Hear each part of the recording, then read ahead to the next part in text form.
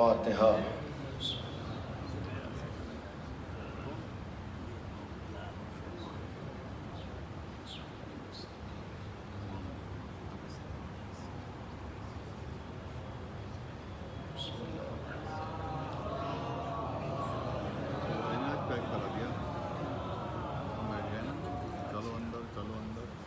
اعوذ باللہ من غضب الجبار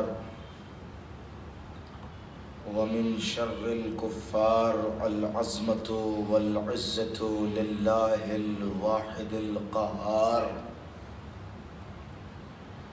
ومن الشيطان اللعين الرجيم بسم الله الرحمن الرحيم الحمد لله الذي لا يبلغ مدحته القائلون ولا يحصي نعماه العادون ولا يودي حقه المجتهدون الذي لا يدركه بعد الهمم ولا يناله غؤس الفتن الذي ليس لصفته حد محدود ولا نعت موجود ولا وقت معدود ولا أجل ممدود فطر الخلائق بقدرته ونشر الرياح برحمته ومدد بالصخور ميدان أرضه الصلاة والسلام والتحية والإكرام على النبي الأمي المكي المدني القرشي الهاشمي المطلبي الحجازي العربي الرسول المؤيد والنبي الممجد المصطفى الأمجد صاحب التاج والمنبر والقطبة والمقبر والجبين الأطهر والحسب الأشهر والنسب الأنور والخد الأحمر سيدنا ومولانا وهادينا والشفيع ذنوبنا وحبيب قلوبنا وطبيب نفوسنا أبي القاسم محمد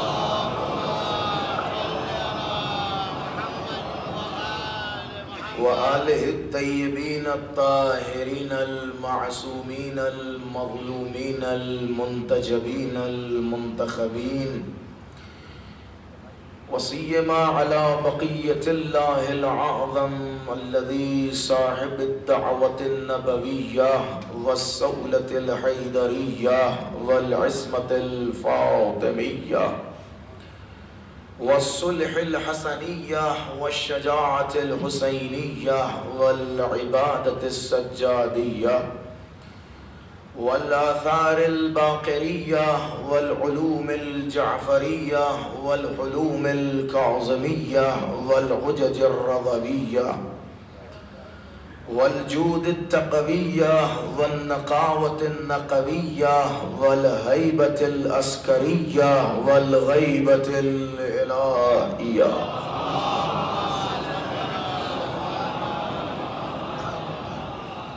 ولعنة الدائمة الباقية على أعدائهم وقتلتهم وغاصب حقوقهم ومنكر فضائلهم ومصائبهم وشجاعتهم وطهارتهم وسخاوتهم وولايتهم أجمعين من حين إلى يوم الدين أما بعد فقد قال الله تعالى في محكم كتابه ومتقن خطابه بسم الله الرحمن الرحيم ولقد أرسلنا موسى بآياتنا لأخرج قومك من الظلمات إلى النور وذكرهم بأيام الله صلوات بر محمد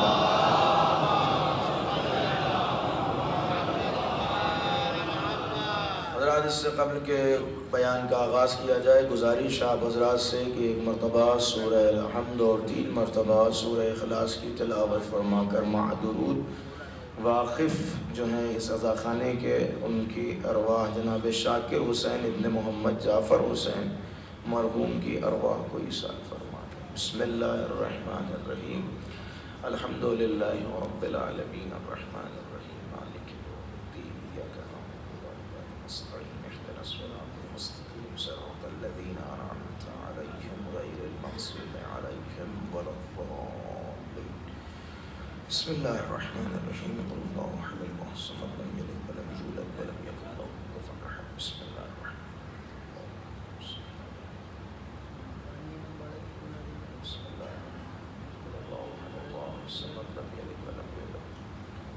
اللهم صل على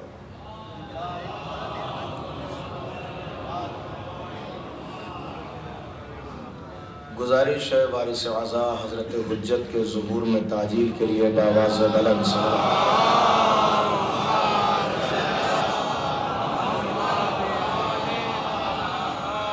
الحمدللہ سلسلہ گفتگو اپنے 7ویں مرحلے میں داخل ہو رہا ہے اور عنوان گفتگو اصلاح عقائد اور کربلا ہے۔ اس عنوان سے گفتگو کل یہاں تک پہنچی کہ اگر ہمیں کربلا سے اپنے عقائد کی اصلاح کرنی ہے تو کربلا کو بہت غور سے پڑھنا پڑے گا اور کربلا کے ہر چھوٹے بڑے کردار پر توجہ کرنی پڑے گی، اور اگر کربلا کو کربلا کی زبان میں سمجھا جائے تو زیادہ بہتر ہے کہ ہم اسے اپنی زبان میں سمجھیں، اس لیے کہ کربلا کسی کی زبان کی محتاج نہیں ہے۔ گفتگو یہیں سے شروع ہو رہی ہے، کربلا کسی زبان کی محتاج نہیں ہے، اور کوئی بھی اہل زبان کربلا پہ قلم اٹھانے کے بعد اپنے آپ کو کوئی ترم خان نہ سمجھے کہ اس نے کربلا پہ احسان کر دیا ہے۔ کربلا کسی زبان کی محتاج نہیں ہے، اس لیے کہ زبان کا محتاج وہ ہوتا ہے جو خاندانی گونگا ہو۔ کربلا معاذ اللہ کسی گونگے نے نہیں بنائی ہے، کربلا اس کی بنائی ہوئی ہے جو نوک نیزہ پہ بھی کلام کرتا ہوا نظر آتا ہے۔ لہذا کربلا خود کربلائی زبان سے اگر سیکھی جائے، کربلائی زبانوں سے پوچھا جائے تو سمجھ میں آئے گا کہ کربلا کیا ہے، اور کربلا اصل میں اصلاح عقائد کے لیے بنائی جا رہی ہے۔ وہ الگ بات کہ ہم نے جزئی طور پر اعمال کو بھی کربلا سے جوڑ دیا ہے، نہیں تو اگر حقیقت میں دیکھا جائے تو اعمال کی اصل بھی عقائد پر ہی پلٹتی ہے، اس لیے کہ اگر عقیدہ بہتر ہے تو اعمال خود بخود بہتر اور نکھرتے چلے آتے ہیں، اور اللہ کی بارگاہ میں وہ کم اعمال اچھے عقیدے کے ساتھ اگر ہوں تو وہ قیمتی ہو جاتے ہیں، اور زیادہ اعمال برے عقیدے کے ساتھ ہوں تو شاید اللہ کی بارگاہ میں ایک کنارے لگا دیا جائے کہ پہلے اس کی اوریجنلٹی پر اور ریئلٹی پہ بات ہوگی کہ یہ صحیح بھی ہے یا نہیں ہے۔ اسی لیے امام مظلوم کے خطبات اور کربلا کی رجز یا رجزہائے عاشورہ، یہ سب جسے دیکھا جائے تو یہ کوئی صرف گویا اتفاقی مراحل نہیں ہیں کہ آنے والا آیا اور آ کر بات کی اور کہہ کر آگے بڑھ گیا، نہیں، بلکہ کربلا کو اتفاق سمجھنے کی غلطی بھی نہ کی جائے۔ توجہ کیجئے گا، کربلا کو اتفاق سمجھنے کی غلطی نہ کی جائے۔ کربلا اتفاق کا نام نہیں ہے، کربلا انتخاب کا نام ہے۔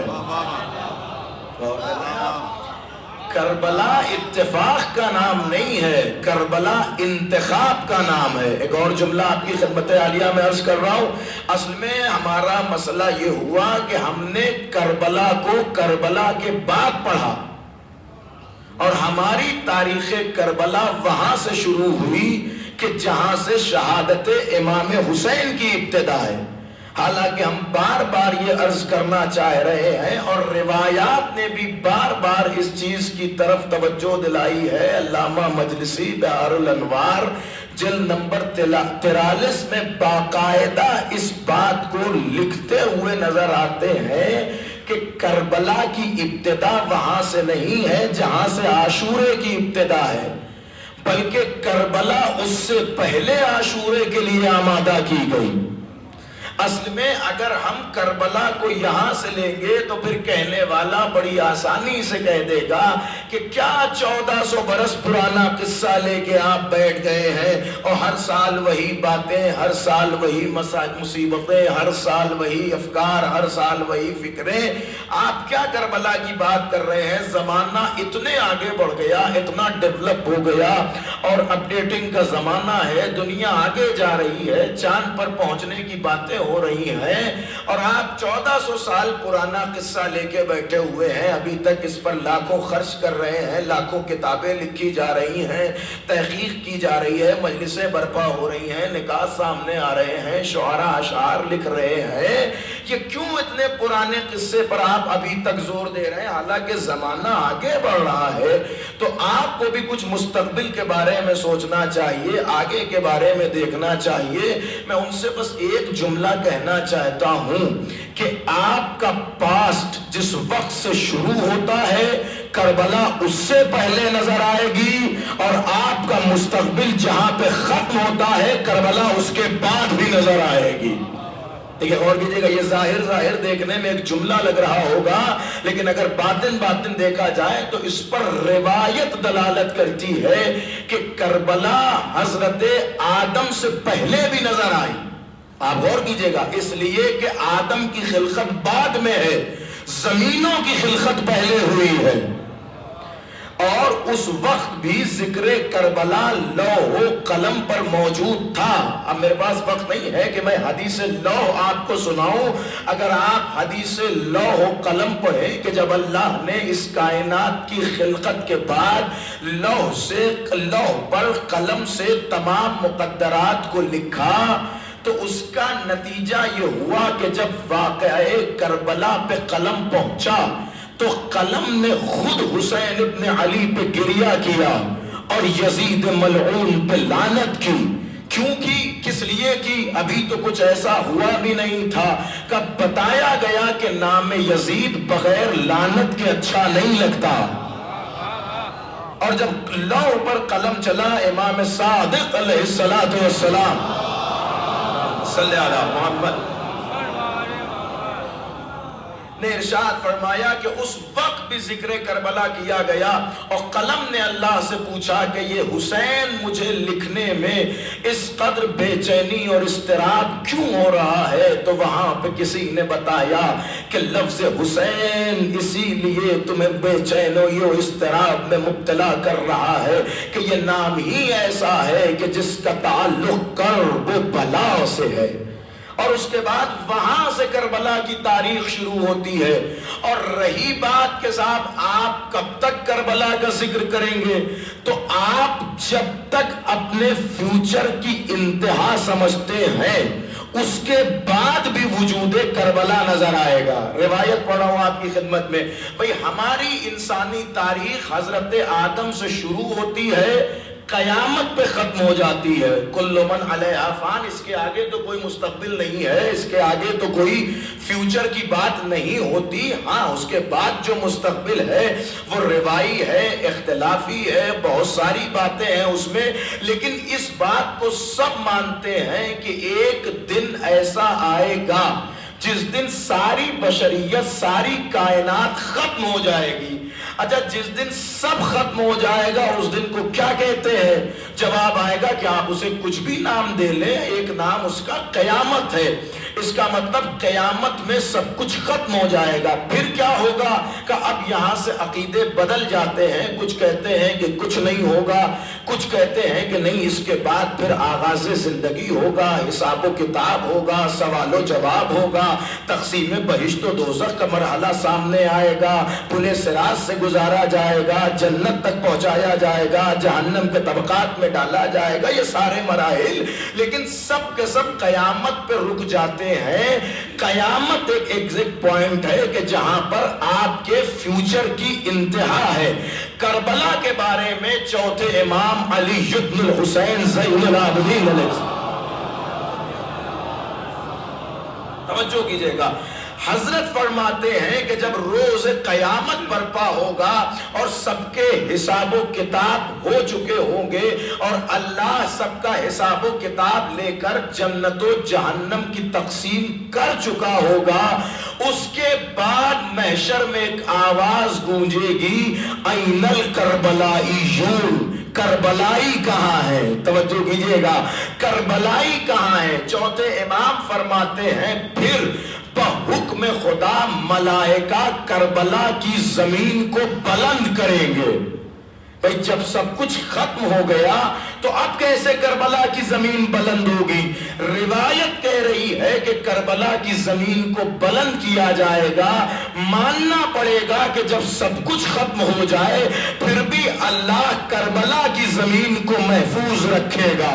کس عالم میں محفوظ رکھے گا یہ اللہ جانتا ہے، کیسے محفوظ رکھے گا یہ اللہ جانتا ہے، لیکن روایت کہہ رہی ہے کہ اللہ کے حکم سے روز قیامت کربلا کی زمین کو بلند کیا جائے گا، اور اتنا بلند کیا جائے گا، اتنا بلند کیا جائے گا، اتنا بلند کیا جائے گا کہ اس زمین کو جنت سے ملا دیا جائے گا۔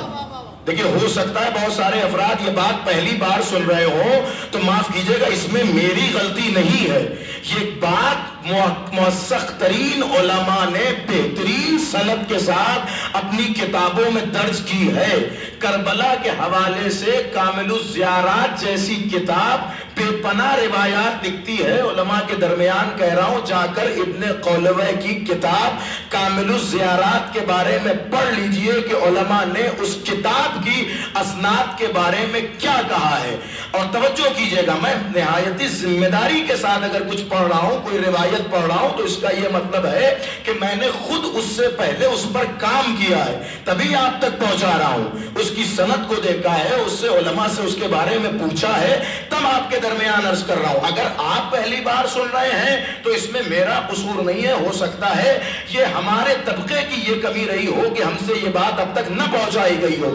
امام کی روایت ہے کہ اللہ کربلا کو اتنا بلند کرے گا کہ اس کربلا کو جنت کی زمین سے ملا دیا جائے گا۔ توجہ کر رہے ہیں، جنت کی زمین سے، شعبہ جنت سے، حلقہ جنت سے کربلا کو ملا دیا جائے گا۔ کیوں ملا دیا جائے گا؟ شاید اللہ یہ بتانا چاہتا ہو کہ میں کربلا والوں کو جنت میں جانے کی زحمت نہیں دینا چاہتا، بلکہ کربلا کو خود جنت سے ملانا چاہتا ہوں۔ نہیں، اب میں ایک اور ادبی بحث کرنا چاہتا ہوں۔ میں سرزمین ادب پہ پڑھا ہوں، ماشاءاللہ یہاں ایسی شخصیات اس وقت بیٹھے ہوئے ہیں کہ جو سفیران ادب میں ہیں۔ آپ مجھے بتائیں، ادب میں بھی جب تک بندی کی جاتی ہے تو کم سے کم الفاظ کی سنخیت کی رعایت کی جاتی ہے۔ نہیں، میں اور آگے بڑھ جاؤں، ہم اور آپ کے یہاں جب پیوند لگائے جاتے ہیں تو پیوند میں کم سے کم سلخیت کی رعایت کی جاتی ہے۔ نہیں، شاید میری بات نہیں پہنچ رہی ہے بھائی، ہم جس کپڑے پر پیوند لگاتے ہیں تو کم سے کم یہ ارادہ کرتے ہیں کہ جس کپڑے کا پیوند لگایا جائے وہ اسی کپڑے کا ہو۔ آپ پہنچ رہے ہیں نہیں پہنچ رہے ہیں؟ بھائی آپ کے گھر میں سونے کا ایک نیکلس ہو، خدا نہ کرے کہ آپ اسے اچھا بنوانا چاہتے ہو، آپ اسے لے کر جائیں تو کیا کریں گے؟ کیا اس میں تانبے بڑھوائیں گے، یا پہلی کوشش یہ ہوگی کہ سونے کو سونے سے ملایا جائے؟ بھائی عقلی قانون یہ ہے کہ جب کسی چیز کو کسی چیز سے متصل کیا جاتا ہے تو اس کی سنخیت کا خیال رکھا جاتا ہے۔ بھائی یہ مائک کا اسٹینڈ ہے، یہ اسٹینڈ میں دو راڈ ہیں، دونوں ایک ہی سنخیت کے ہیں۔ اگر چاہتے ہم تو ایک لکڑی ہوتی، ایک لوہا ہوتا، تب بھی کام چل جاتا، لیکن عقلا کے لیے اچھا نہیں ہوتا۔ اس کا مطلب جب بھی کسی چیز کو کسی چیز سے متصل کیا جاتا ہے تو اس کی سنخیت کا خیال رکھا جاتا ہے۔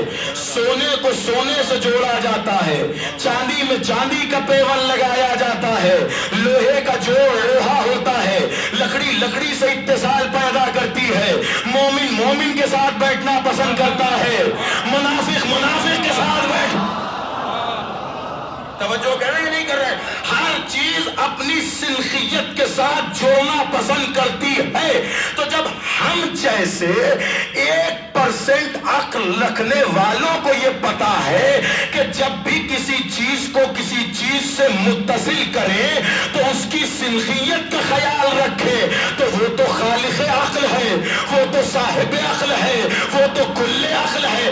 اگر وہ کربلا کی زمین کو اٹھا کے جنت سے ملا رہا ہے، نہیں بات رہی ہے میری بات، اگر وہ کربلا کی زمین کو اٹھا کے جنت سے ملا رہا ہے تو دو باتوں میں سے ایک بات ماننی پڑے گی. یا تو یہ مانیے کہ کربلا جنت کا حصہ ہے، یا یہ مانیے کہ جنت کربلا کا حصہ.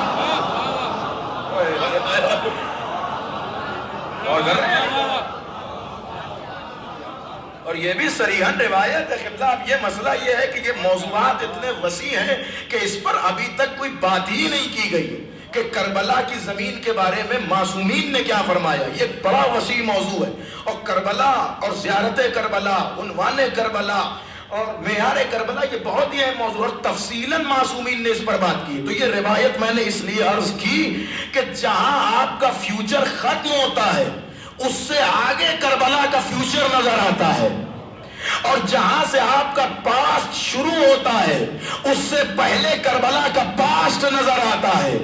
اب اسے کیا کیا جائے کہ کربلا کا ماضی بھی انبیاء سے خالی نہیں ہے، کربلا کا حال بھی معصومین سے خالی نہیں ہے، کربلا کا مستقبل بھی معصوموں سے خالی نہیں ہے.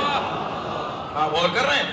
اس کا مطلب جو ماضی سے لے کے مستقبل تک، ابتدا سے لے کے انتہا تک عصمتوں سے گھری ہوئی زمین ہو اسے کربلا کہا جاتا ہے. کربلا اتفاق کا نام نہیں ہے، کربلا انتخاب کا نام ہے، اور ایسا انتخاب ہے کہ نبیوں کو قصہ کربلا سنایا گیا، لوگوں کو قصہ کربلا. میں اسی لیے کہہ رہا ہوں اگر ہم اپنی تاریخ سے کربلا کو سمجھنا چاہیں گے تو شاید ہمیں کربلا کا کاف بھی سمجھ میں نہ آئے. اگر ہم اپنی باتوں سے کربلا کو سمجھنا چاہیں گے تو شاید کربلا کا کاف بھی نہ سمجھ میں آئے. لیکن ہاں اگر قرآن کی آیتوں سے کربلا کو سمجھنا چاہیں تو شاید کاف ہا یا عین صاد میں پوری کربلا نظر آ جائے. یہ بات پڑھے لکھے افراد صلوات پڑھے ذرا محمد آل محمد کی ذات پر. آپ غور کر رہے ہیں کاف ہا یا عین صاد، تفسیر پڑھیے گا جا کر کہ کیا ہے یہ قرآن مجید کی آیت ہے تو شاید اس کے کاف میں پوری کربلا نظر آ جائے. اس کا مطلب یہ ہوا کہ کربلا کو قرآنی روح اور قرآنی نظروں سے دیکھنے کی ضرورت ہے تاکہ کربلا سے اصلاح عقائد کی جائے. آپ کیا سمجھتے ہیں ایک الزام کربلا پہ اس کے اتفاقی ہونے کی وجہ سے یہی لگایا جاتا ہے کہ صاحب وہ تو امام حسین تھوڑا سا مزاجن سخت تھے لہذا تلوار اٹھا کے سامنے آ گئے. نہیں تو ایسے حالات تو امام حسن کے دور میں بھی تھے، ایسے حالات تو مولا علی کے دور میں بھی تھے، لیکن انہوں نے تلوار نہیں نکالی، انہوں نے بات نہیں کی، انہوں نے اس طریقے کی گفتگو نہیں کی، انہوں نے اس طریقے سے کربلا بنانے کی بات نہیں کی. نہیں آپ سمجھے ہی نہیں. ہمارے سارے معصومین کربلا کی پریپریشن میں لگے ہوئے تھے، کربلا کی تیاریوں میں لگے ہوئے تھے، کربلا کا مقدمہ تحریر کر رہے تھے. کربلا کسی ایک امام کی محنت کا نام نہیں ہے. رسول نے کربلا کا مقدمہ لکھا، علی نے کتاب کربلا پہ تقریض لکھی، حسن نے دیوان کربلا پہ مقدمہ لکھا، حسین نے مقتل کربلا تحریر کیا، باقی اماموں نے کربلا کا دیباچہ لکھا. آپ سن رہے ہیں یا نہیں سن رہے؟ اسے کہتے ہیں کربلا جو سراسر عصمتوں سے گھری ہوئی ہو. آپ ذرا محسوس کریں علی کربلا کا مقدمہ لکھ رہے ہیں. کیوں؟ جا کے پوچھے مالک اشتر کو علی کیا بتا رہے ہیں، عمار یاسر کو علی کیا بتا رہے ہیں، قمبر کو علی کیا بتا رہے ہیں. اگر دامن وقت میں گنجائش ہوتی ایک ایک خبریں پڑھتا، وہ اخبار پڑھتا کہ جو مولا نے اپنے صحابیوں کو کربلا کے بارے میں دی ہے. جب حسین علی جنگ صفین سے پلٹے اور زمین کربلا سے गुजर हुआ, जमीन करबला की मिट्टी को उठाया, क्रिया करते हुए अपनी मशाम तक ले आए और लाके कहते हैं हाजा उस शाकिल हुसैन, ये तुराब उस शाकिल हुसैन की खुशबू यहाँ से मुयस्सर हो रही है। वहां बैठे हुए असहाब ने पूछा या अली ये कौन है? फिर वहां पर करबला बयान हुई और अमीरुल मोमिनीन ने तफसीर करबला की।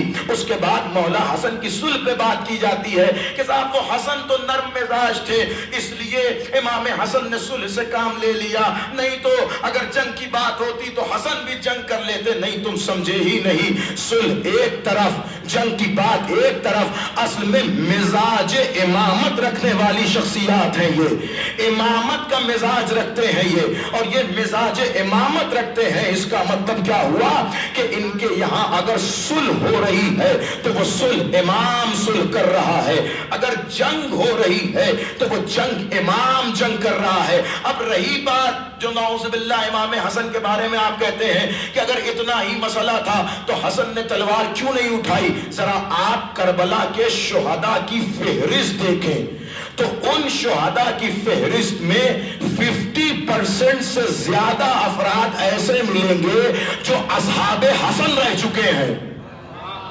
नहीं गौर कीजिए, शायद मेरा जुमला नहीं पहुंच रहा है। करबला में जो असहाबे इमाम हुसैन हैं जिन्होंने शहादत दी है, उनकी फेहरिस्त जब आप पढ़ेंगे तो 50% से ज्यादा असहाब ऐसे नजर आएंगे कि जो इमाम हसन के असहाब थे, मौला हसन के साथ उस सुल्ह में मौजूद थे। अब समझे हसन ने सुल्ह क्यों की? असल में हसन सुलह करके इन असहाब की जान को करबला के लिए बचाना चाहते थे। तवज्जो कीजिएगा, इसका मतलब मुझे कहने दीजिए कि अगर करबला के मैदान में 50% असहाब हुसैन के बनाए हुए हैं तो 50% अफराद हसन के बचाए हुए हैं। इसका मतलब तामीर करबला में जहां हुसैन आगे नजर आ रहे हैं वहीं हसन भी पीछे से खड़े और सपोर्ट करते नजर आ रहे हैं। और अगर ये सपोर्ट न होता तो बाजुए कासिम की तहरीर न बोलती, अगर ये बात न होती तो बाजुए कासिम पे बयान न होता, अगर हसन शुजा और बहादुर न होते तो कभी कासिम को खत लिख के न देते। तवज्जो कीजिएगा, मैं मौला हसन की शजाअत का एक मंजर सुनाना चाहता हूँ। हो सकता है कोई कहे साहब इतने बहादुर थे, इतने वो थे, तो उन्होंने करबला क्यों ना बनाई? देखिए करबला, मैंने बार बार अर्ज किया कि करबला एक निजाम है, करबला एक तर्सगाह है, करबला एक मकतब है जिसके लिए आलम अज़ल से सिफारिशात और जिसके लिए आलम अज़ल से गुंजाइशात और मुकद्दमात फराहम किए जा रहे थे। और रही बात हसन कितने बहादुर थे, तो ये तो मैदान जमल बताएगा कि हसन कितने बहादुर थे। नहीं देखिए, इसीलिए कहते हैं कि कभी कभी जंगें भी सुननी चाहिए ताकि मंजर जहन में रहे कि क्या पढ़ा जा रहा है। मौला हसन कितने बहादुर थे, जाके पूछिए जंगे जमल से। तारीख लिखती है कि अली खड़े हुए थे, जंगे जमल थी और मसरूफ जंग थे। इतने में अली ने मोहम्मद हनफिया को देखा, कहा ऐ मोहम्मद हनफिया, थोड़ी देर में उस ऊंट के करीब जाना और उस ऊंट को फतह करके आना। मोहम्मद हनफिया गए। मोहम्मद हनफिया भी मौलाए कायनात के बेटे हैं। पहली मर्तबा गए, लश्कर ने ऊंट को घेर रखा था, ऊंट तक नहीं पहुंच पाए, वापस चले आए। फिर दूसरी मर्तबा गए, फिर वापस चले आए। फिर तीसरी मर्तबा गए, फिर वापस चले आए। एक मर्तबा जब 3 मर्तबा मोहम्मद हनफिया तलवार आजमाई कर चुके, अली ने बैठाया, मोहम्मद बैठ जाओ, मोहम्मद बैठ जाओ। फिर हसन से कहा हसन जाओ और वो काम जो मोहम्मद नहीं कर पाए वो तुम करके आओ। मौला हसन ने अपनी तलवार निकाली और तलवार निकालने के बाद अली के अंदाज में बढ़े और ऐसे बढ़े और ऐसे आगे बढ़े और हैबत हसन ऐसी थी कि जैसे मूसा के असर से रास्ता बनता चला जा रहा था, वैसे ही حسن کو دیکھ کے لشکر نے راستہ دینا شروع کیا اور تلوار حسن مثل علی گھومنا شروع ہوئی اور ایسے تلوار حسن چلی کہ پہلے وار میں اونٹ کو فتح کر کر اونٹ کا قلعہ کما کر کر حسن واپس آئے. جب حسن کے پہلے وار نے جنگ جمل میں شور مرحبا برپا کر دیا تو محمد حنفیہ سوچنے لگے کہ میں نے 3 بار کوشش کی, یہ کام نہ ہو سکا. حسن نے ایک بار میں کام کر دیا, حالانکہ میں بھی علی کا بیٹا ہوں, یہ بھی علی کے بیٹے ہیں, میں بھی علی کا بیٹا ہوں, یہ بھی علی کے بیٹے ہیں. ایک مرتبہ علی نے محمد حنفیہ کا چہرہ دیکھا, کہا اے محمد حسن کے بارے میں نہ سوچنا, حسن کے بارے میں نہ سوچنا. بالکل تمہارے ذہن میں یہ خیال آ رہا ہے کہ جو کام تم 3 بار میں نہیں کر سکے وہ حسن نے 1 بار میں کر دیا. تو جملہ یاد رکھو, حسن صرف میرا بیٹا نہیں ہے, انہو ابن فاطمہ, یہ فاطمہ کا بھی بیٹا ہے. نہیں, جملہ آ رہا آپ کی خدمت عالیہ میں. اس کا مطلب یہ ہوا کہ شجاعت کے لیے, بہادری کے لیے, شجاعت کے لیے, بہادری کے لیے صرف علی کا خون ہونا کافی نہیں ہے, فاطمہ کا بیٹا ہونا بھی ضروری ہے, فاطمہ کا بیٹا ہونا بھی ضروری ہے. کیا قسمت ہے اس شہزادے کی کہ جس کی بشارتوں کو سن کے فاطمہ نے اس زمانے میں کہا تھا عباس میرا بیٹا ہے. یہ ابنی جناب سیدہ نے جناب عباس کو اپنا بیٹا کا, ایک یہ منظر مولا حسن کی شجاعت کا. کیوں؟ اس لیے کہ علی کے بیٹے ہیں, لہذا یہ الزام تراشی اچھی بات نہیں ہے کہ وہ نرم مزاج تھے, اس لیے نہ وہ مقدمہ کربلا تحریر کر رہے تھے, لہذا انہوں نے قلم سے کام لیا. وہ مقدمہ کربلا تحریر کر رہے تھے, لہذا انہوں نے قلم سے کام لیا. اور دکھاؤں شجاعت میں آپ کو, ایک اور منظر شجاعت دکھاتا ہوں اور پھر مسئلے موضوع بھی کھل کے سامنے آ جائے گا. ایسا انتخاب ہے کربلا, اور ایسا انتخاب ہے کربلا کہ جس کے لیے جس سے پہلے اماموں کو منتخب کیا گیا. حسن کتنے شجاع ہیں, حسن کتنے بہادر ہیں. صاحب معالی سبتین علامہ مازندرانی ایک واقعہ لکھتے ہیں کہ جب یہ قافلہ شام میں یزید کے دربار میں پہنچا, امام وقت کا قافلہ یزید کے دربار میں پہنچا, وہاں 11 یا 12 سال کا ایک بچہ کھڑا تھا کہ جسے تاریخ نے حسن کا بیٹا لکھا. مولا حسن کے ایک بیٹے 11 یا 12 سال کی عمر میں وہاں کھڑے ہوئے تھے. کہاں؟ دربار شام میں. محل سبتین علامہ مازندرانی لکھتے ہیں, بہت توجہ سنیے گا. یزید نے پوچھا کہ یہ کون ہے, کسی نے بتایا کہ یہ بنی ہاشم میں سے کسی کا بیٹا ہے. اور پھر اس کے بعد یزید کے سامنے سر حسین رکھا تھا, اہل حرم کھڑے ہوئے تھے. یزید کے پہلو میں یزید کا ایک ہٹا کٹا بیٹا, کھایا پیا بیٹا, موٹا تگڑا بیٹا کھڑا ہوا تھا. یزید نے چاہا کہ کیوں نہ تفریح کی جائے. یزید نے اس بچے کی طرف دیکھا کہ جسے تاریخ نے حسن کا بیٹا لکھا, اور اپنے بیٹے کی طرف دیکھا, اور دیکھ کے یزید اس بچے سے کہتا ہے کہ کیا میرے بیٹے سے کشتی لڑو گے؟ توجہ سنیے گا, تاریخ آپ کی خدمت میں عرض کر رہا ہوں. کیا میرے بیٹے سے کشتی لڑو گے, کشتی کرو گے؟ اس زمانے کا کھیل کشتی ہوا کرتا تھا, آپس میں ایک دوسرے کو گرا دینا. اب توجہ کیجئے گا, حسن کا بیٹا ہے, حسن کا بیٹا علی کے گھر کا بیٹا ہے, علی کے گھر کا لاڈلا ہے. پہلے تو وہ بچہ کچھ نہ بولا, لیکن پھر یزید نے چھیڑتے ہوئے کہا, اس لیے کہ ظاہر ہے کہ جو قیدی بن کے آیا ہے وہ لاغر بھی ہے, وہ جسم و جسمانیات میں اتنا مرصع نہیں ہے, لیکن یہ جو یزید کے پہلو میں کھڑا ہے یہ تو باپ دادا کی سیرت پہ چلتا ہوا, ہڈیوں سے زیادہ گوشت اور چربیوں سے ڈھکا ہوا کھڑا ہوا تھا. یزید نے کہا کیا ان سے کشتی لڑو گے؟ ایک مرتبہ جب بہت زیادہ یزید مسکرا کے یہ کہنے لگا تو امام حسن کے وہ بیٹے کہ جن کی عمر تاریخ نے 11 یا 12 سال لکھی, وہ سارا منظر آپ اپنے ذہن میں بنا لے کہ کس عالم میں وہ وہاں کھڑے ہیں. آگے تشریف لائے اور لا کے کہتے ہیں اے حاکم شام, اے یزید, تو کیا کشتی کی بات کرتا ہے؟ اگر اتنا ہی شوق ہے تو لا ایک تلوار میرے ہاتھ میں دے دو اور ایک تلوار اپنے بیٹے کے ہاتھ میں دے دے. غور کر رہے ہیں یا نہیں کر رہے؟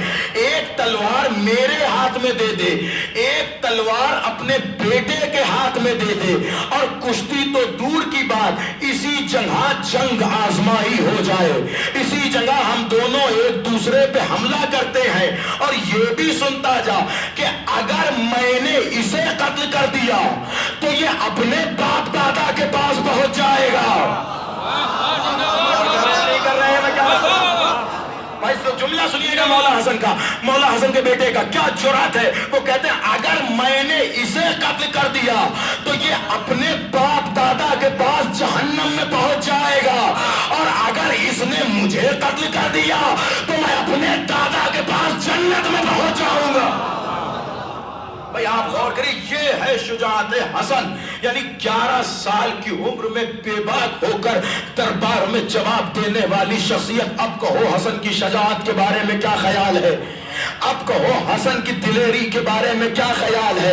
اگر کوئی کربلا تحریر کرنے کے لیے تھوڑی دیر خاموش ہو جائے تو تم سمجھتے ہو کہ اسے حروب جنگ نہیں آتے، اسے فنون جنگ نہیں آتے۔ ارے یہ علی کا بیٹا ہے، یہ شیر کا بیٹا ہے، اور شیر کے بیٹے شیر ہوا کرتے ہیں۔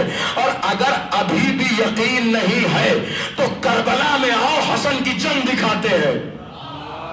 صلوات پڑھے ذرا محمد آل محمد کی ذات۔ نہیں، مل کے، یہ بڑا مجمع مل کے آل محمد کو صلوات پڑھے۔ بھائی غور کیجئے گا، میں بار بار جو یہ جملہ کہہ رہا ہوں کہ کربلا انتخاب کا نام ہے، اس کے پیچھے بھی روایت ہے۔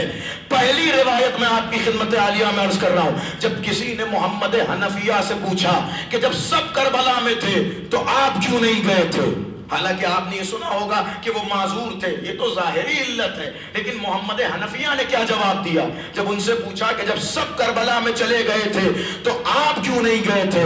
محمد حنفیہ کہتے ہیں کہ میں نے اپنے بابا کے پاس لوح شہداء دیکھی تھی، کربلا کے شہیدوں کی فہرست دیکھی تھی، اس میں میرا نام نہیں تھا۔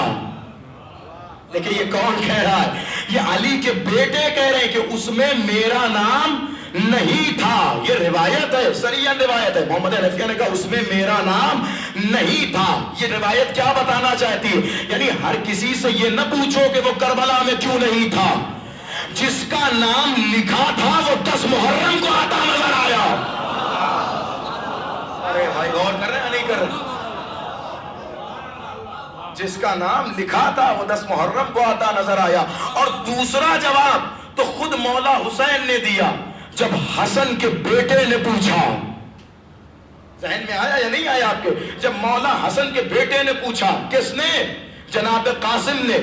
جب حسین نے سارا انتظام کیا، یاد رکھیں کربلا اس انتخاب کا نام ہے کہ جہاں 80 برس کے حبیب کا بھی انتخاب ہے، 13 برس کے قاسم کا بھی انتخاب ہے، 6 مہینے کے علی اصغر کا بھی انتخاب ہے، اور یہ سارا انتخاب حسین بیان کر رہے ہیں۔ پوچھا کہ بابا میرا نام فہرست شہداء میں ہے یا نہیں ہے؟ دیکھیں یہی جملہ ہے، مولا کے بیٹے نے یہ نہیں کہا کہ میں کل جنگ کروں گا یا نہیں کروں گا، میرا نام فہرست شہداء میں ہے یا نہیں ہے۔ اس کا مطلب وہ فہرست اتنی عام تھی کہ آل محمد کے گھرانے کے بچوں کو بھی پتا تھی۔ بھائی غور ہی نہیں، 13 سال کا بچہ پوچھ رہا ہے کہ میرا نام فہرست شہداء میں ہے یا نہیں ہے۔ مولا نے کیا پلٹ کے جواب دیا؟ پہلے تو جناب قاسم کا امتحان لیا کہ بیٹا کیفا عندکم موت، موت تمہارے نزدیک کیسی ہے؟ اس کا مطلب یہ جملہ بتا رہا ہے کہ یہاں بات ہی شہادت کی ہو رہی ہے۔ پوچھا آپ کے نزدیک موت کیسی ہے؟ فرمایا احلی من العسل، شہد سے زیادہ شیریں ہے۔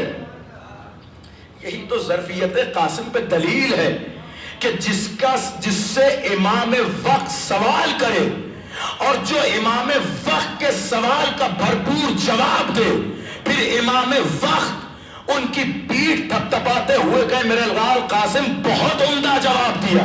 آپ محسوس کریں کربلا کا ایک ایک جملہ اصلاح عقیدہ ہے۔ جائیں پڑھیں بڑی سے بڑی کتابیں جو موت پہ لکھی گئی، اس سے حسین جملہ لا کے دکھائیں۔ اور کیجیے گا، موت کے عنوان پر میں نے بھی بہت کچھ پڑھا ہے، کئی مقالات پڑھے ہیں، لیکن لے آئے اتنا پیارا اور اتنا چھوٹا جملہ جو اپنے اندر اتنا مفہوم لیے ہوئے ہو. نہ جانے کتنی میٹھی چیز ہوا کرتی ہے، لیکن تمثیل میں بھی شہد کا استعمال کیا، اس لیے کہ ہر میٹھا آپ کے ہاتھ کا بنایا ہوا ہے. شہد وہ میٹھا ہے جسے اللہ نے مٹھاس بخشی. آپ غور کریں یا نہیں کر رہے؟ بھائی علی کے گھر کا لاڈلا بول رہا ہے، فرمایا اہلا من العسل، میرے نزدیک موت شہد سے زیادہ شیریں ہے. جب لفظ شہد، یہ بلاغت کا کلام قاسم ہے. 13 سال کے قاسم کہہ رہے میرے نزدیک موت شہد سے زیادہ شیریں ہے. پھر پوچھا کہ میرا نام فہرست میں ہے یا نہیں ہے. حسین نے گلے لگاتے ہوئے کہا کہ آپ کا نام بھی فہرست میں ہے، آپ کے چھوٹے بھائی علی اصغر کا نام بھی فہرست میں ہے. لیکن میں جو پڑھ رہا ہوں بہت توجہ سے سنیے گا. بھائی یہ دونوں نام کیوں بتائے؟ کل میں جناب علی اکبر کی رجس پڑھ چکا، اسی سے متصل کرنا چاہتا ہوں گفتگو کو. یہ دونوں نام کیوں بتائے؟ ایک نام لیا، پوچھا کہ آپ کے نزدیک موت کیسی ہے، کہا اہلا من العسل، شہد سے زیادہ شیریں ہے. اگر حسین چاہتے تو اس کے بعد کہتے کہ اون محمد کا نام بھی ہے، اس لیے کہ اگر سن کے اعتبار سے دیکھا جائے تو بعض نے لکھا کہ محمد چھوٹے تھے، اگر کم سنی کی بات ہوتی. لیکن نہیں، قاسم کے ذکر کے بعد فوراً اصغر کا ذکر ہوا. شاید اس وجہ سے ہوا ہو کہ قاسم موت کا ذائقہ بتا رہے ہیں، علی اصغر اس کی دلیل دیں گے. نہیں آخری آدمی تو توجہ چاہتا ہوں، میں کیا عرض کر رہا ہوں آپ کی خدمت میں. قاسم موت کا ذائقہ بتا رہے ہیں، علی اصغر اس کی دلیل دیں گے. کہ کیسی دلیل دیں گے؟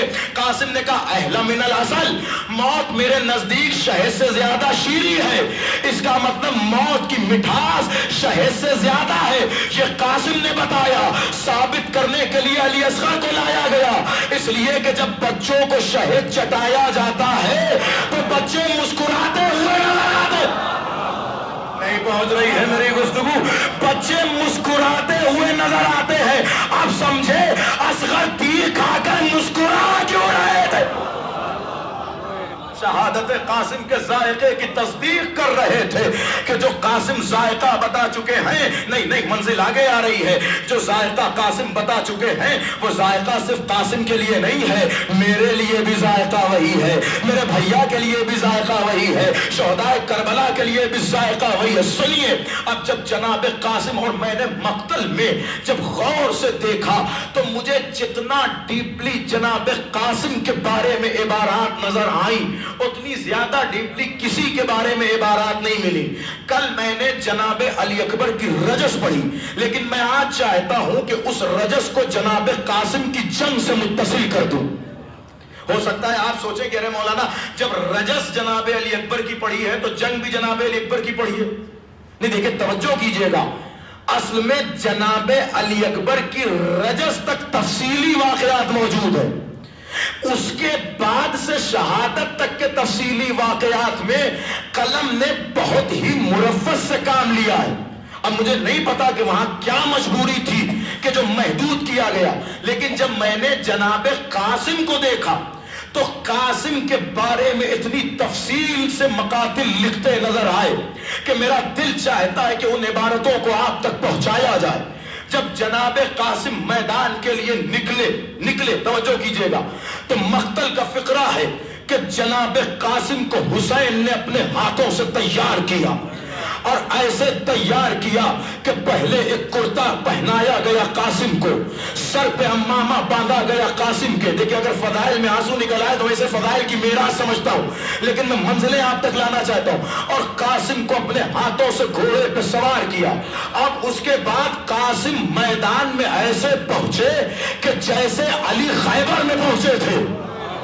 غور کیجیے گا، ثابت کروں گا میں جناب قاسم کی جنگ کو خیبر سے متصل کرتے ہوئے. خیبر میں جیسے علی پہنچے تھے، اور پھر اسی انداز سے جب قاسم کو آتا دیکھا تو مقتل نے کہا خرج غلام، تاریخ لکھتی ہے خرج غلام قطعۃ من القمر. آج کربلا میں ایسا نوجوان آیا کہ جس کو دیکھ کے لگتا تھا کہ چاند زمین پہ اتر آیا ہے. قطعۃ क़ित्अतुन मिनल क़मर, चांद का टुकड़ा जनाब कासिम के लिए कौन कह रहा है? दुश्मन कह रहे हैं, ये अपनों की मद नहीं है। उन्होंने कहा क़ित्अतुन मिनल क़मर, क्यों ना हो, इसलिए कि कमरे बनी हाशिम के शागिर्द है कासिम। कमरे बनी हाशिम है अब्बास, शागिर्द है जनाबे कासिम। और आने के बाद कासिम इब्ने हसन खड़े हुए, और खड़े होने के बाद कासिम ने रजस पढ़ी। जाहिर है मैंने कल अर्ज किया कि करबला में जो भी फरादा लड़ने, फर्दन लड़ने आया उसने रजस जरूर पढ़ी है, रजस आपके जहन में बैठी हुई है। लेकिन जब मैंने गौर किया जनाबे कासिम की रजस पर, तो मैंने बेऐन ही दो मिसरे वही पाए जो जनाबे अली अकबर की रजस में थे, और दो मिसरे जनाबे कासिम के अपने थे। यानी अपना तारुफ, अपने वालिद का तारुफ, अपने दादा का तारुफ, और दो मिसरे वही थे जो जनाबे अली अकबर की रजस में थे। मैंने ढूंढना शुरू किया कि भाई आले मोहम्मद के घर के बच्चे हैं। मैंने ढूंढना शुरू किया तो मुझे मख्तल में यह भी मिला कि कासिम उस शहीद का नाम है कि जो रात से रजस की तैयारी कर रहे थे। यानी कितना दकीक मख्तल ने जनाब कासिम के कैरेक्टर को फॉलो किया और कॉपी किया और लिखा है अपनी किताबों में। कहते हैं कि वो थे कि जो रात से रजस की तैयारी कर रहे थे, और रजस के लिए जो शेर कहे थे उन्होंने जनाब अली अकबर को सुनाए थे। नहीं गौर कर रहे हैं आप? जो शेर रात में कासिम ने रजस के लिए कहे वो जनाबे अली अकबर को सुनाए। अब मुझे नहीं पता कि किस नियत से सुनाए, लेकिन मैं इतना जानता हूं कि कभी कभी जूनियर जब कोई काम करता है तो सीनियर से मशवरा जरूर लेता है, और ये दोनों एक ही उस्ताद के शागिर्द हैं। अब जब मैंने दोनों रजस के मिसरों को मिलाया तो मुझे वही बात जनाब अली अकबर के यहां भी नजर आई, वही जुमला जनाब कासिम की रजस में भी नजर आए। तो मेरा दिल दो बातों में से एक बात मानने को करता है कि या तो कासिम के कलाम पे अकबर की इस्लाह है, और अगर मैं शोरा से तवज्जो चाहता हूं, या तो कासिम के कलाम पे अकबर की इस्लाह है, या तो अकबर और कासिम दोनों के कलाम पे अब्बास की इस्लाह मौजूद। आप गौर कर रहे हैं? इसलिए कि दोनों की रजस के अशार का मिलना, और उसके बाद रजस पढ़ने के बाद पहला जुमला कहा या हो मकद्दाई, ऐ नजासत की पहाड़ी पर उगने वाले बेअक्ल पत्थरों। तवज्जो कीजिएगा, या हो मकद्दाई, जाके इब्न दई से दाई बना है, तर्जुमा देख लीजिएगा, ऐ निजासत की पहाड़ियों पर उगने वाले पत्थरों। अब उसके बाद दकीक ये लिखा गया कि जैसे ही कासिम ने ये जुमला कहा, सामने उमर साद का पूरा लश्कर खड़ा था। जनाबे कासिम के जूतियों के, नालैन के टखने खुले हुए थे, फीते खुले हुए थे। किसी ने कासिम से कहा कि कासिम तुम्हारी जूतियों के टखने खुले हैं, फीते खुले हैं। जैसे ही उसने ये जुमला कहा, कासिम झुके, मैदान में अपनी जूतियों के टखने बांधने लगे। अब यहां पर मख्तल ने बड़ी कलम आजमाई की। कुछ लोगों ने निहायत मजलूमियत दिखाते हुए लिखना चाहा कि ये बच्चा तो इतना मजलूम था कि जिस बेचारे को आदाब जंग भी नहीं पता थे। जंग में ये हरबे किसी को कत्ल करने के लिए इस्तेमाल किए जाते हैं। जंग में अगर कोई आदाब जंग से वाकिफ होता है तो वो कभी अपनी नजर इधर उधर नहीं करता, भले ही जूते के टखने क्यों ना खुले हुए हों। वो कभी इन सब बातों पे तवज्जो नहीं करता कि कहीं पीछे से कोई हमला ना कर दे। ये बच्चा इतना नादान था कि जैसे ही इसने किसी ने इसको जूते की तरफ मुतवज्जे कराया, बच्चा नालैन के फीतों को बांधने लगा। मैंने कहा ये आपकी फिक्र है, ये आपकी फिक्र है। ये बच्चा आम बच्चा नहीं, अब्बास का शागिर्द है। और मैं ये मान ही नहीं सकता कि अब्बास के शागिर्द को फुनूने जंग ना पता हो। अब्बास इब्ने अली के शागिर्द को फुनूने जंग ना पता हो तो फिर ये क्या कर रहे थे? कहा ये अपना इत्मीनान दिखा रहे थे। अरे भाई गौरी नहीं, एक जुमला और आ रहा, आखिरी आदमी तक तवज्जो चाहता हूं। कासिम अपना इत्मीनान दिखा रहे थे कि इन जंगलियों के दरमियान भी मैं इतने इत्मीनान से अपना जूता बांध रहा हूं, अपनी नालैन का फीता बांध रहा हूं। अगर तुम में हिम्मत نہیں جملہ مکمل کروں بھائی. جب علی کے شیر ہاتھوں میں جوتیاں لیتے ہیں تو انداز علی والا ہوتا ہے. نہیں یہ بھی تاریخ کا جملہ تھا. پھر جملہ مکمل کر رہا ہوں. شاید قاسم اپنی جوتیوں کو انہیں دکھانا چاہتے ہو اور 9 لاکھ کے لشکر کو سمجھانا چاہتے ہو کہ تمہارا لشکر میری جوتی کے برابر بھی. سلامت رہے آپ.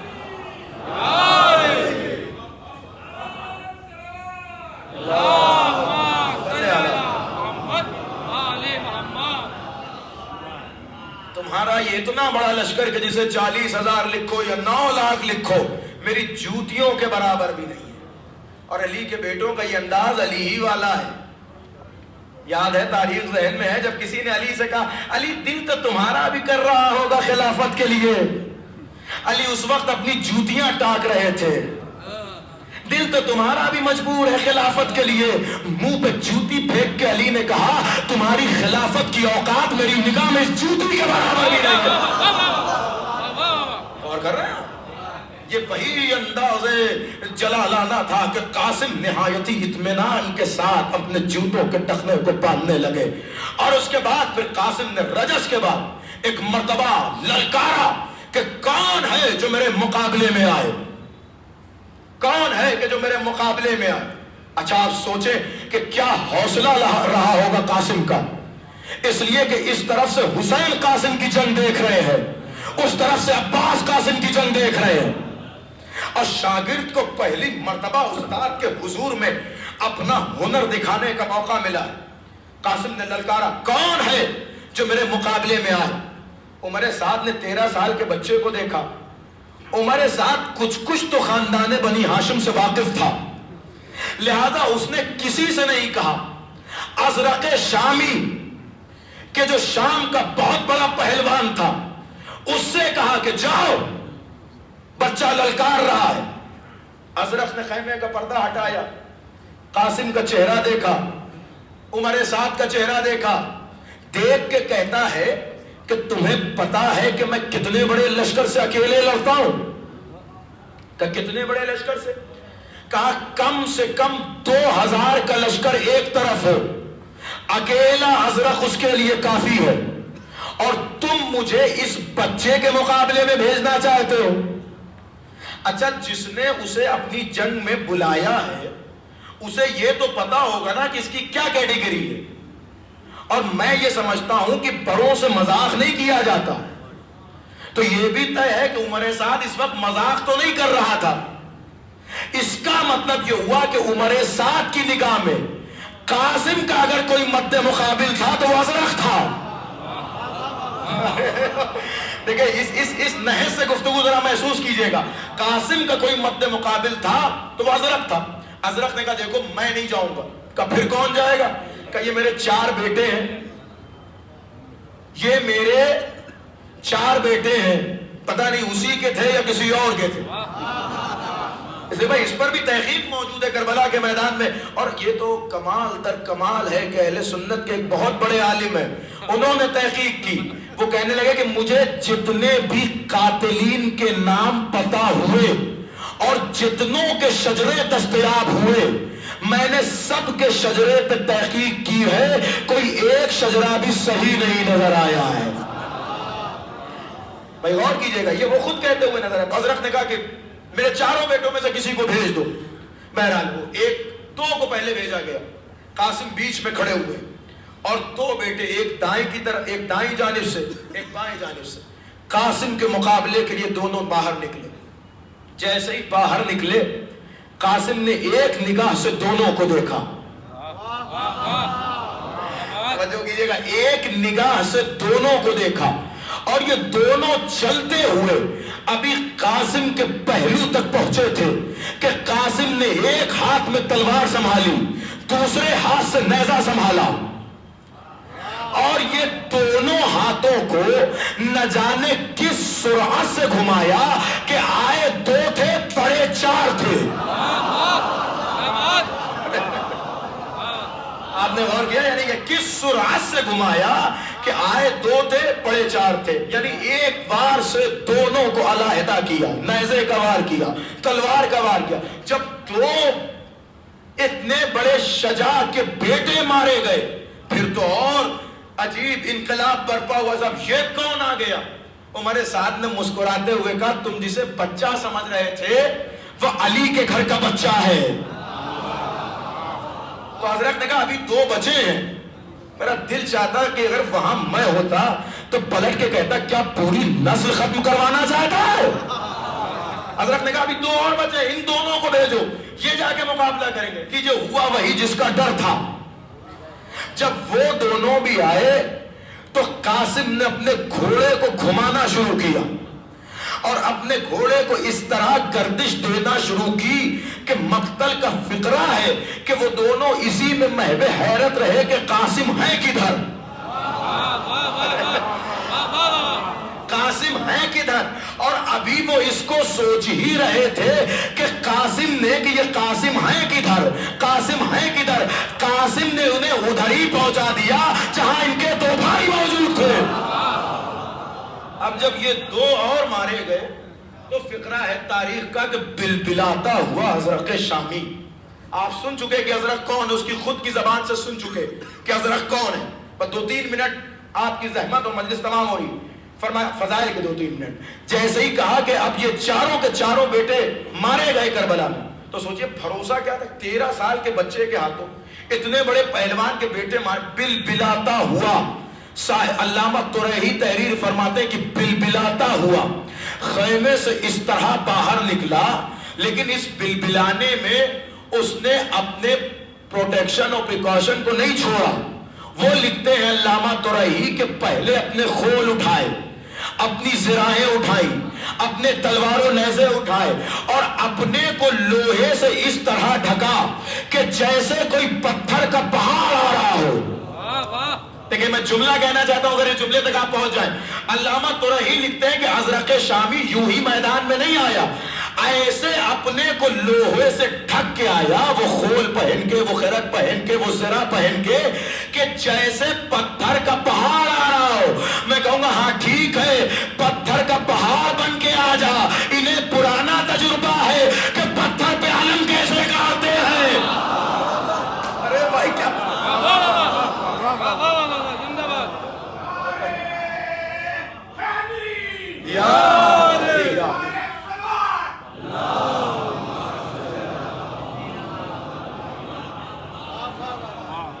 انہیں پرانا تجربہ ہے کہ پتھر پہ علم کیسے گاڑتے ہیں۔ آنے کے بعد بلبلاتا ہوا کہتا ہے او جوان، تو نے میری نسل کو تباہ کر دیا، ویسے بھی اس نسل کا کیا فائدہ جو بغض علی میں پروان چڑھے، تو نے میری نسل کو برباد کر دیا، میں تجھے زندہ نہیں چھوڑوں گا۔ قاسم نے مسکراتے ہوئے اس کے بیٹے کی تلوار اٹھائی۔ دیکھیں یہ بھی حرب جنگ ہے، اس کے بیٹے کی تلوار اٹھائی۔ یہ کیا تھا؟ یہ اور جذبہ اور جوش دلانا چاہتے تھے قاسم۔ اور جب اس کے بیٹے کی تلوار لہرائی تو وہ پلٹ کے کہتا ہے کہ یہ تو میرے بیٹے کی تلوار ہے۔ قاسم نے مسکراتے ہوئے کہا پریشان نہ ہو، تمہیں بھی وہی بھیج رہا ہوں جہاں تمہارے بیٹوں کو بھیجا ہے۔ ارے بھائی اور کیجئے گا، توجہ کیجئے گا، یہ ایک ایک جملے لکھے ہوئے جو میں پڑھ رہا ہوں آپ کے درمیان، علامہ طریحی کا مقتل پڑھیں تو یہ سارے جملات آپ کو ملیں گے۔ جیسے ہی قاسم نے کہا پریشان نہ ہو، دروازہ جنت پر، دروازہ جہنم پر تمہارے بیٹے تمہارا انتظار کر رہے ہیں، یہ انتظار بہت جلدی ختم ہونے والا ہے۔ اس نے بلبلا کے قاسم پر نیزے کا حملہ کیا۔ قاسم نے اپنے نیزے کو نیزے سے ٹکرایا، اور نیزے کا نیزے سے ٹکرانا تھا کہ اس کے نیزے کا وار خطا کیا اور قاسم کے دائیں جانب جا کر نیزہ گرا۔ جب یہ نیزہ خطا ہوا تو تھا تو بہادر، تو اس نے دوسرا نیزہ قاسم پہ نہیں مارا، دوسرا نیزہ قاسم کے گھوڑے پہ مارا، قاسم کے رہوار پہ مارا۔ یہ کیا تھا کہ قاسم ہے چھوٹے، رہوار اچھلے گا قاسم گر جائیں گے، لیکن اسے کیا پتا کہ یہ سن میں چھوٹے ہیں تو عباس کے شاگرد۔ جیسے ہی اس نے نیزہ رہوار پہ مارا، قاسم نے ایک بہترین چھلانگ لگائی اور رہوار کے گرنے سے پہلے گھوڑے سے اترتے نظر آئے، اور گھوڑے سے اترنے کے بعد اب جب عباس نے یہ منظر دیکھا، حسین نے یہ منظر دیکھا کہ وہ سوار ہے، قاسم پیادہ ہے، حسین نے عباس کو اشارہ کیا، عباس قاسم کے لیے گھوڑا بھیجا جائے۔ اس کو کہتے ہیں داد۔ کتنا خوش نصیب ہوگا وہ شاگرد کہ جس کے لیے استاد مسند لے کے آ رہا ہو۔ عباس اس گھوڑے کو مقتل کی طرف دوڑاتے ہوئے پہنچے، جتنی دیر میں ارزخ کو قاسم نے سنبھال رکھا تھا، اور اس گھوڑے کا پہنچنا تھا کہ لمحوں میں قاسم دوبارہ پشت فرس پہ سوار ہوئے، دوبارہ پشت فرس پہ سوار ہوئے، اور پھر ایک نیزے کا حملہ قاسم کی طرف ہوا۔ قاسم نے اپنی پشت کو گھوڑے کی پشت سے ملایا اور وہ نیزہ قاسم کے سر کا طواف کرتا ہوا نکل گیا۔ اس کے بعد قاسم نے اس سے کہا کہ کیا مجھ جیسے پہ وار کرتا ہے، ذرا دیکھ میں اب تیرا حال کیا کرتا ہوں۔ جب اس بچے کا یہ جذبہ حضرت نے دیکھا، وہ پریشان ہو گیا اور کہتا، قاسم نے کہا ذرا اپنی کمر کی طرف دیکھ، میں اسی کمر کو دیکھنا چاہتا ہوں۔ ابھی قاسم کے منہ سے یہ جملہ نکلا تھا کہ دوران جنگ اس کے حواس باختہ ہوئے اس نے کمر کی طرف دیکھنا شروع کیا۔ قاسم نے گھوڑا لہراتے ہوئے اپنی تلوار نکالی اور تلوار نکال کر اپنے اسم کو بامسمہ کرتے ہوئے ایک مرتبہ اس کی کمر پہ زر لگائی، آدھا ازرق ادھر گرا، آدھا ازرق ادھر۔ آئے ہائے ہائے،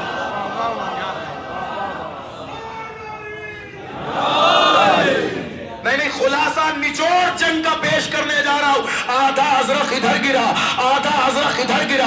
اب جب ازرق کے چاروں بیٹے مارے گئے، ازرق جیسا شامی پہلوان مارا گیا، فوج کا دل دہلنے لگا، کپکپاہٹ طاری ہو گئی، لوگوں کو خیبر و صفین یاد آنے لگا، احد کے بھگوڑوں کی طرح لوگ بھاگنے لگے، صفین کے مرکز کی طرح لوگ دیکھنے لگے، ہر طرف شور ہونے لگا، علی کا لال آ گیا، علی کا شیر آ گیا، علی کا خون آ گیا، ازرق مارا گیا۔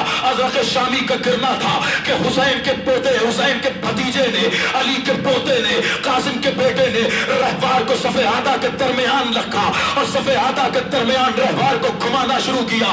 علامہ ترہی کہتے ہیں کہ منظر یہ تھا، عالم یہ تھا کہ قاسم جس صف میں داخل ہوتے تھے صف کا صفایا کرتے جاتے تھے، اور ایک صف سے دوسری صف میں، دوسرے صف سے تیسری صف میں، تیسری صف سے چوتھی صف میں، 7 صفوں کے درمیان قاسم داخل ہوتے گئے اور تلوار کو یوں گھماتے جاتے تھے، صفوں کا صفایا ہوتا جاتا تھا۔ 70 لوگوں کو قاسم نے مارا۔ میرا دل کہتا ہے کہ جب عباس یہ منظر دیکھ رہے ہوں گے، بالکل اسی طریقے سے جیسے علی خیبر میں بڑھتے جا رہے تھے، قاسم کربلا میں بڑھتے جا رہے تھے، جیسے علی ایک قلعے سے دوسرے قلعے میں، دوسرے قلعے سے تیسرے قلعے میں، تیسرے قلعے سے چوتھے قلعے میں، ویسے ہی قاسم ایک صف سے دوسری صف میں، دوسری صف سے تیسری صف میں، تیسری صف سے چوتھی صف میں۔ ایک مرتبہ عباس نے دیکھا، دیکھ کر کہتے ہیں قاسم ابن حسن ہو، پڑھو حیدر کی طرح، پورے لشکر کو اٹھا لو، کرے خیبر کی طرح۔